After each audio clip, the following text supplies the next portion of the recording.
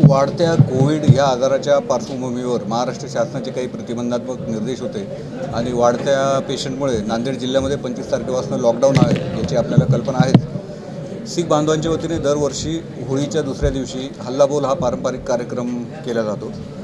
तर कोरोनाच्या पार्श्वभूमीवर आणि जिल्हा प्रशासनाचे जे प्रतिबंधात्मक निर्देश आहेत त्याची त्यांना जाणीव करून देण्यात आलेली होती।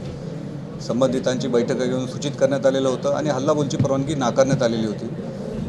येथील जे गुरुद्वारा आहेत, सचखंड गुरुद्वारा, लंगर साहेब गुरुद्वारा, इथले धर्मगुरूंनासुद्धा जिल्हा प्रशासनाच्या वतीने विनंती करण्यात आलेली होती आणि कोविड रुग्णांची वाढती परिस्थिती पाहता त्यांच्याकडनंही आवाहन करण्यात आलेलं होतं की पारंपरिक मार्गाने जो हल्लाबोलचा कार्यक्रम आहे तो यावर्षी रद्द करण्यात यावा आणि गुरुद्वारात आतल्या आतच हल्लाबोलचा कार्यक्रम करावा। त्याप्रमाणे बंदोबस्ताचं नियोजन करण्यात आलेलं होतं, परंतु तरुण मुलं जे आहेत ते हे ऐकण्याच्या मनस्थितीत नव्हते।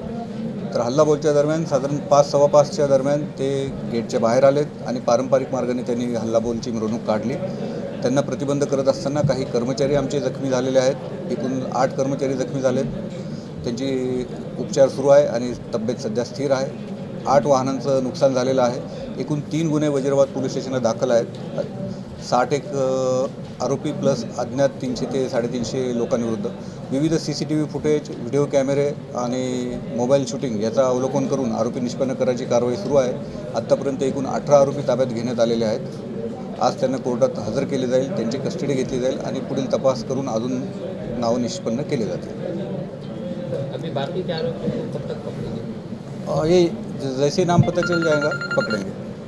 सर फ्यूचर में बड़े सन है दूसरे धार्मिक लोगों के, अगर उसमें भी अगर ये प्रकरण के बाद तो क्या असर पड़ेगा? मैं नांदेड़ की जनता को आह्वान करना चाहूँगा कि कोविड की परिस्थिति देखते हुए गवर्नमेंट ऑफ महाराष्ट्र के जो गाइडलाइंस है और नांदेड़ में जो लॉकडाउन है इसका आप सम्मान करें, क्योंकि पेशेंट बहुत बढ़ रहे हैं और जो भी डायरेक्शन दी जा रही है प्रशासन की तरफ से उसको फॉलो करें। ये आपके भलाई के लिए है। Thank you.